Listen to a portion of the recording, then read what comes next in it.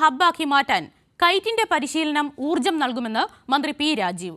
Kochi ഇടപ്പള്ളിയിലെ കൈറ്റിന്റെ regional സെന്ററിൽ നടക്കുന്ന AI പരിശീലന ക്യാമ്പ് സന്ദർശിച്ച് സംസാരിക്കുകയായിരുന്നു മന്ത്രി.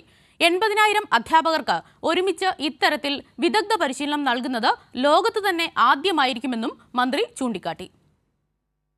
ജൂലൈയിൽ നടക്കുന്ന ജനറേറ്റീവ് AI കോൺക്ലേവിന് മുന്നോടിയായി അധ്യാപകർക്ക് വേണ്ടി കൈറ്റ് നടത്തുന്ന AI പ്രായോഗിക പരിശീലന ക്യാമ്പാണ് മന്ത്രി പി രാജീവ് സന്ദർശിച്ചത്. പരിശീലനത്തിൽ പങ്കെടുക്കുന്ന അധ്യാപകരുമായി മന്ത്രി സംവദിച്ചു.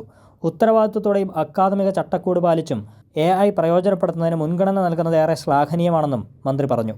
15 വർഷത്തിനുള്ളിൽ വിജ്ഞാനാധിഷ്ഠിതമായ വ്യവസായങ്ങളുടെ ഹബ്ബായി കേരളം മാറുമെന്നും മന്ത്രി പി രാജീവ് പറഞ്ഞു. കേരളത്തിനൊരു 15 വർഷം കഴിഞ്ഞാൽ, അല്ലെങ്കിൽ 15 വർഷത്തിനുള്ളിൽ ഈ നോളജ് ബേസ്ഡ് ഇൻഡസ്ട്രിയിൽ ലോകത്തിൻ്റെ തന്നെ ഒരു ഹബ്ബായി മാറാനുള്ള സാധ്യതയുണ്ട്. ഹൈടെക് മാനുഫാക്ചറിങ്ങിലേക്ക് പോകാം. അപ്പോൾ ലോകോത്തര കമ്പനികൾ IBM തന്നെ 2 വർഷത്തിലേക്ക് എത്തി കൊച്ചിയിലേക്ക് വന്നിട്ട് AI ടൂൾസ് എല്ലാവരും ഉപയോഗിച്ച് തുടങ്ങി. നമുക്ക് ഹൈലി സ്കിൽഡ് ആയിട്ടുള്ള ഹ്യൂമൻ റിസോഴ്സസ് ആണ് കേരളത്തിൻ്റെ ഒരു കരുത്ത്. പൊതുവിദ്യാഭ്യാസ വകുപ്പിന് കീഴിലുള്ള കൈറ്റിൻ്റെ നേതൃത്വത്തിൽ മെയ് ആദ്യവാരം ആരംഭിച്ച ത്രിദിന AI പരിശീലനം ഇതുവരെ 16,500 അധ്യാപകരാണ് വിജയകരമായി പൂർത്തിയാക്കിയത്. ഈ മാസം അവസാനിക്കുമ്പോൾ 20,000 പേർ പരിശീലനം പൂർത്തിയാക്കും.